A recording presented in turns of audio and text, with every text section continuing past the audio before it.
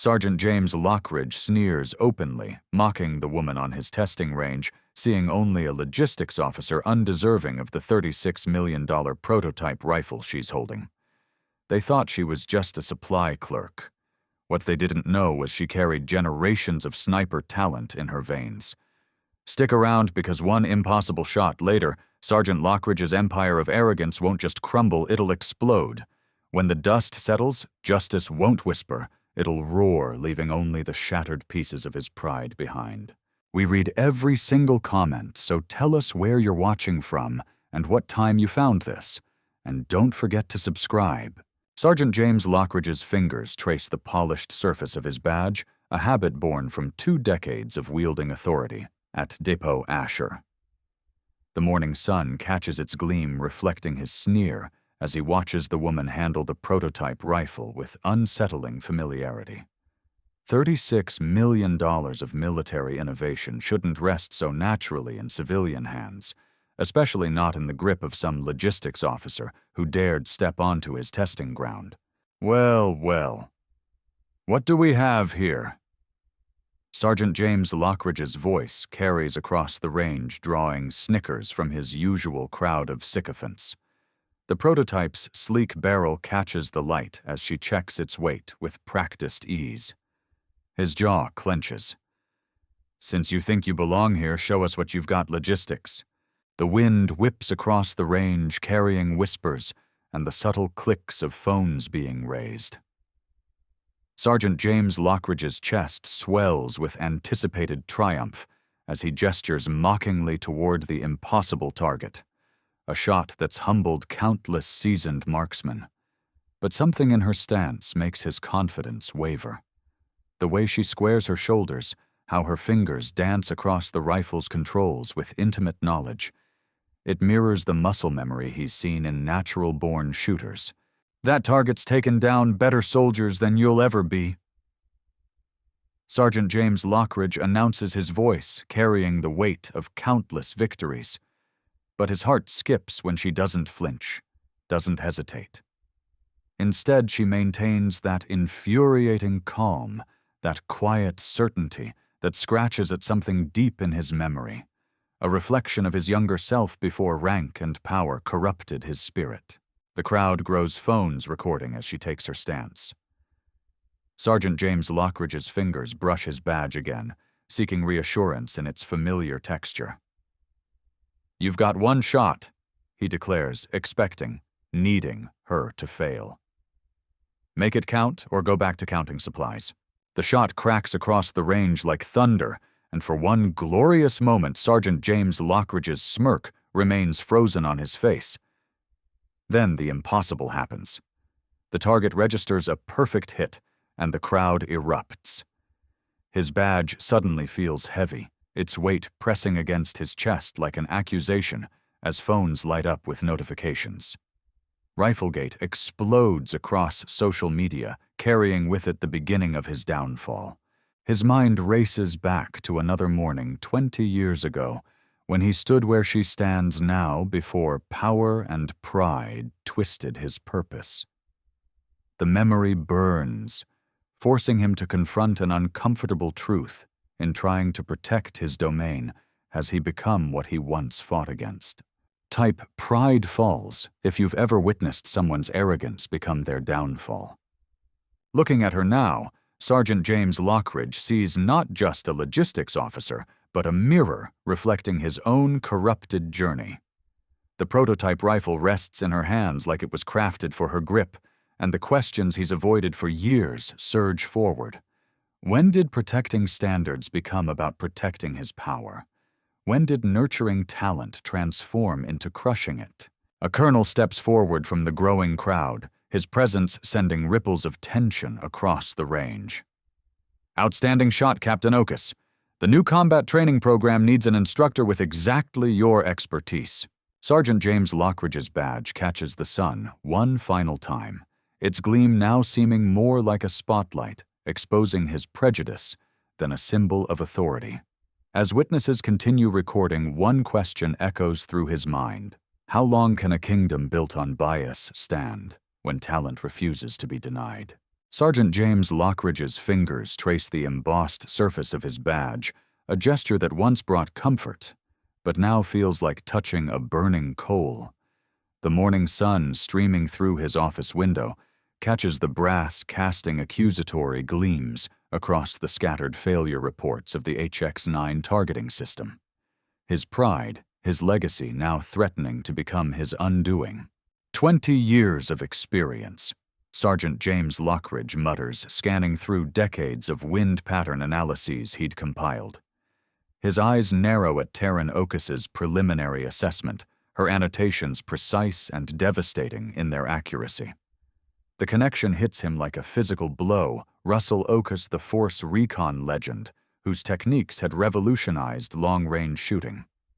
The very methods Sergeant James Lockridge had dismissed as old school were embedded in every correction his newest recruit had made. The weight of his misjudgment presses down on him as he pulls up the personnel database. There it is, the link he should have seen weeks ago. His hands shake slightly as he reads, Taryn Okas, trained under Russell Okas, specialized in adaptive wind pattern recognition.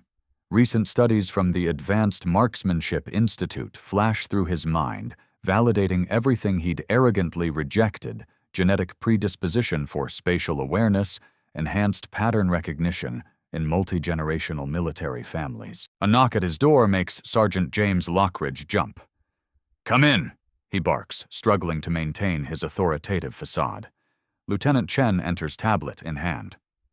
"Sir, the brass is asking about yesterday's demonstration. They're particularly interested in Okas's methods." The name sends a jolt through Sergeant James Lockridge's spine. He remembers his mentor, Colonel Phillips' words from 15 years ago. "Pride before the fall, Jimmy. The moment you think you know everything is the moment you stop learning."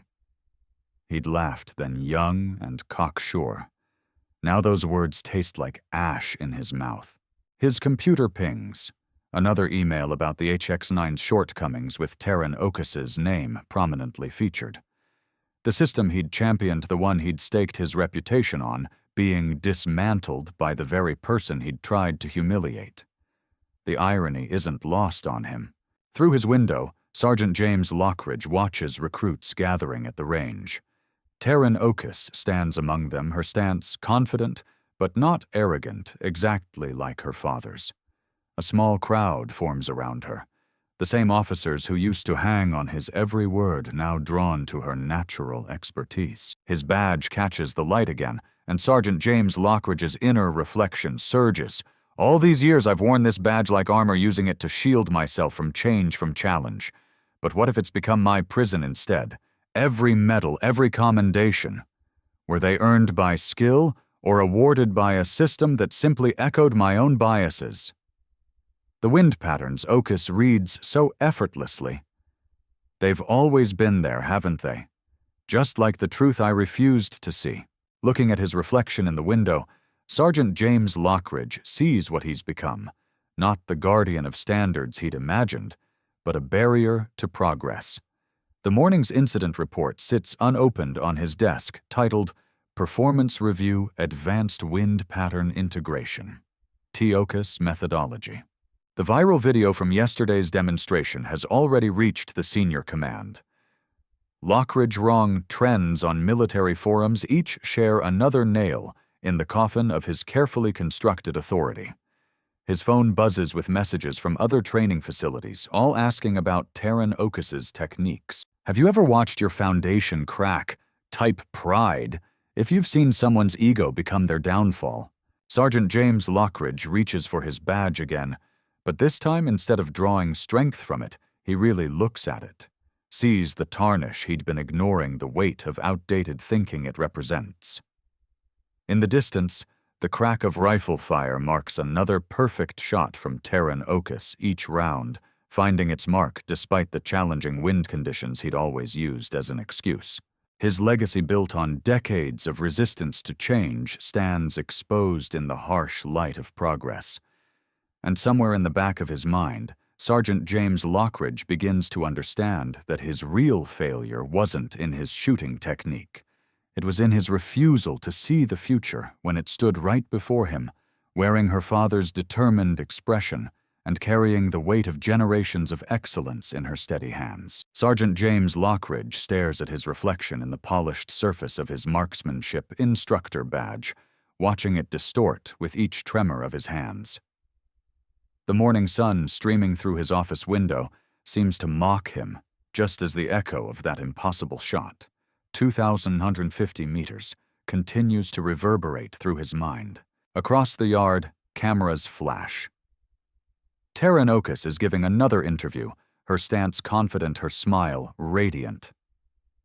The hashtag #Lockridge Lessons is trending, accompanied by clips of his earlier sneering comments, juxtaposed with her record-breaking shot. His phone buzzes incessantly with notifications from military forums and social media platforms. "You can't possibly believe this," Sergeant James Lockridge mutters to Captain Reynolds, who stands in his doorway with a stern expression. "One lucky shot doesn't erase 20 years of experience. It's not about the shot anymore." James, Reynolds replies, dropping a thick folder on his desk. "We've received multiple complaints about your treatment of female recruits, dating back years." The badge feels heavier in Sergeant James Lockridge's hands as he flips through the pages. Names, dates, incidents he'd dismissed as necessary, toughening up. His throat tightens as he recognizes a pattern he'd refused to see before. Outside the firing range erupts in applause. Through his window, Sergeant James Lockridge watches as Okus demonstrates proper technique to a group of wide-eyed recruits. His recruits. The sound of their admiring murmurs carries across the yard, mixing with the sharp report of practice shots. His phone pings again. A new video is circulating, security footage from 3 months ago, showing him berating a female recruit until she broke down in tears. The comments are brutal, the sharing statistics climbing by the minute. "The brass is watching this situation closely," Reynolds warns. "Pentagon's concerned about the optics. This goes beyond Depot Asher now." Sergeant James Lockridge's fingers trace the edges of his badge, feeling every ridge and groove he once polished with pride. Now each scratch seems to tell a story of his failures, his biases, his stubborn refusal to adapt. A knock at the door makes him jump. It's Williams, his most loyal assistant instructor. "Sir, I've been reassigned to Okus's team. Effective immediately." The words hit like physical blows, each one chipping away at the foundation of authority he'd built over 2 decades. His phone buzzes again.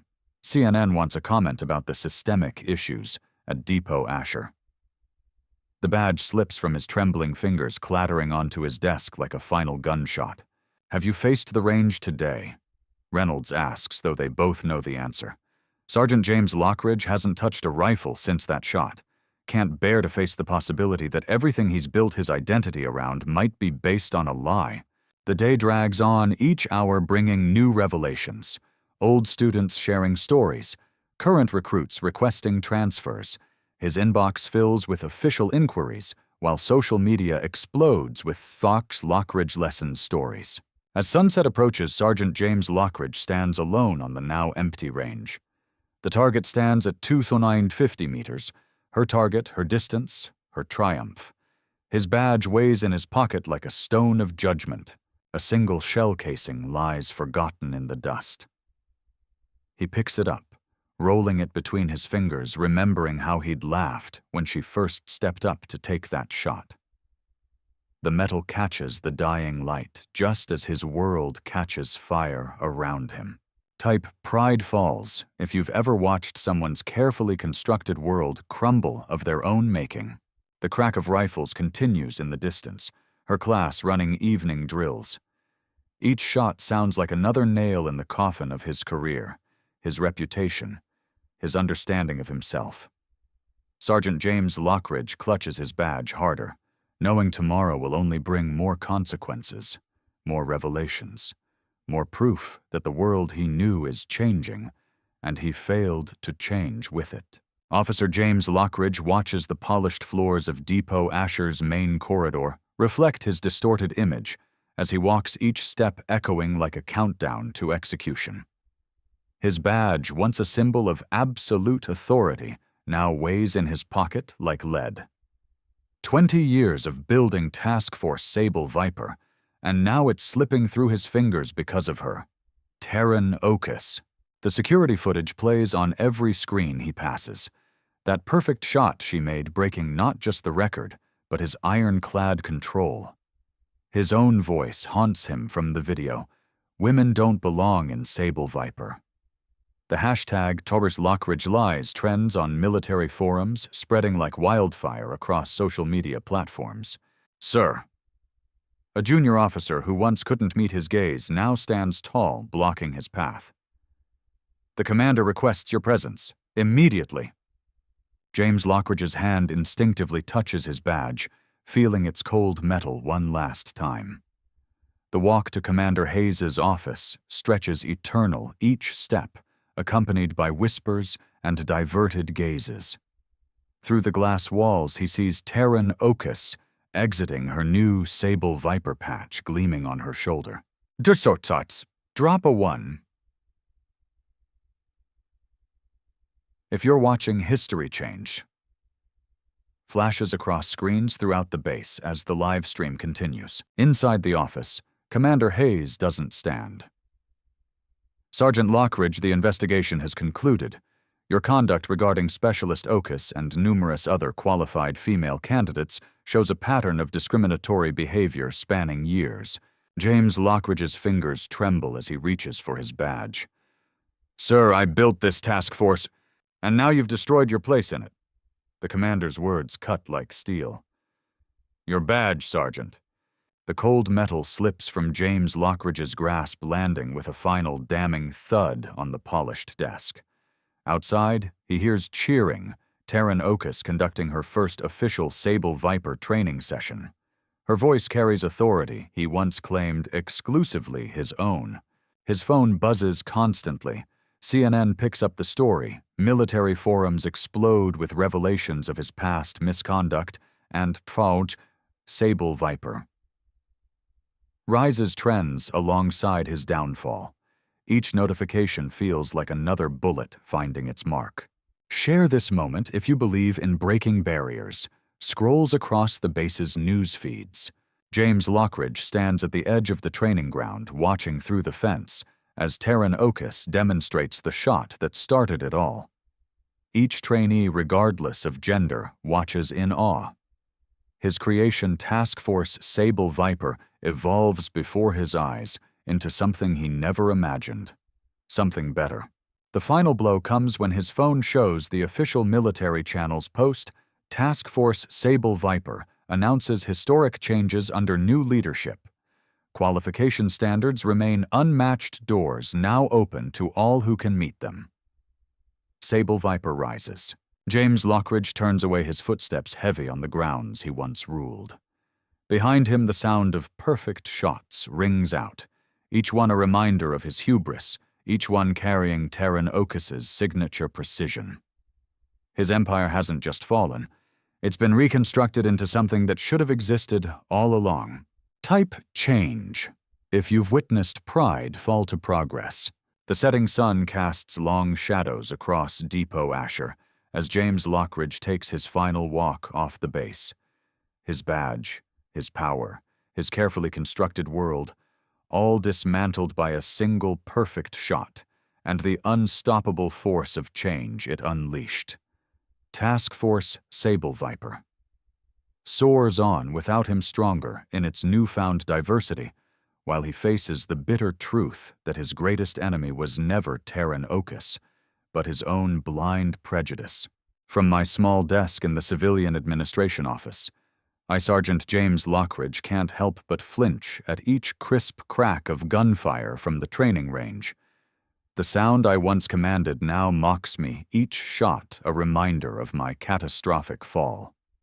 Through the window, I catch glimpses of Captain Taryn Okus leading her international sniper training program, the very position I had convinced myself was my destiny. My hand unconsciously moves to the drawer where my old badge lies, tarnished and stripped of authority. I used to polish it daily, watching it gleam with the reflection of my inflated ego. Now it's just cold metal weighted with regret. The drawer stays locked these days. I can't bear to look at it anymore.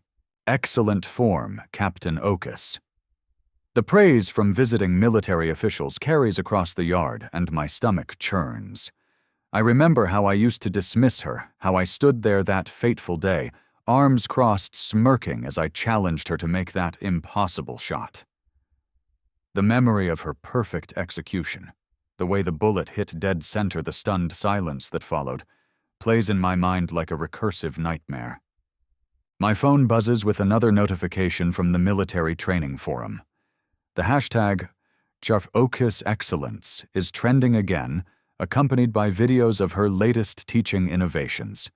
Each share feels like another nail in the coffin of my former arrogance. The comments below are particularly cutting. Remember when Lockridge said women couldn't shoot?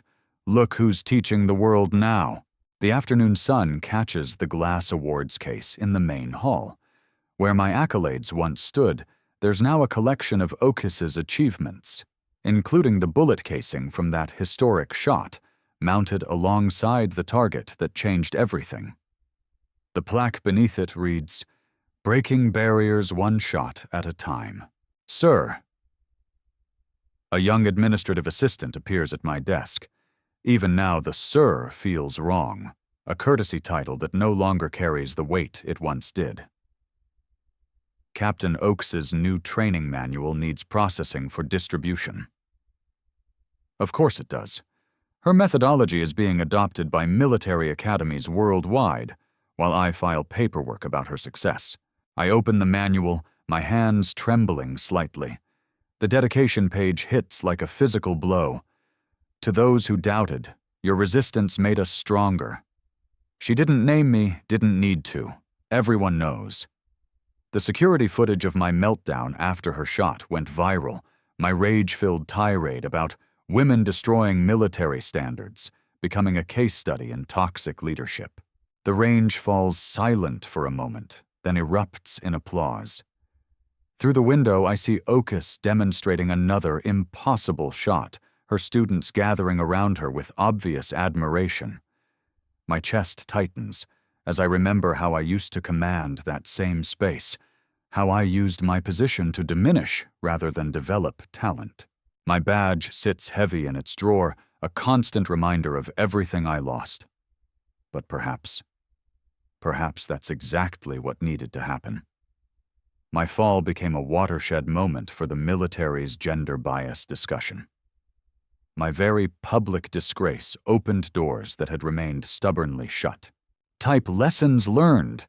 If you believe change starts with acknowledging our mistakes, I whisper to myself, echoing the social media prompts that accompanied my downfall. The day winds down, and I prepare to leave my small desk for my even smaller apartment. As I pass the awards case, I pause. The reflection shows a different man than the one who once strutted these halls. Older, humbler, wiser, perhaps. My badge will remain locked away, a personal museum piece, marking the end of one era and the beginning of another. The last shot of the day rings out across the range. In its echo, I finally understand my greatest contribution to military excellence wasn't my leadership, but rather how my destruction of myself helped destroy a system of prejudice that had no place in modern service. Share this story if you believe that sometimes our greatest purpose is serving as an example of what must change.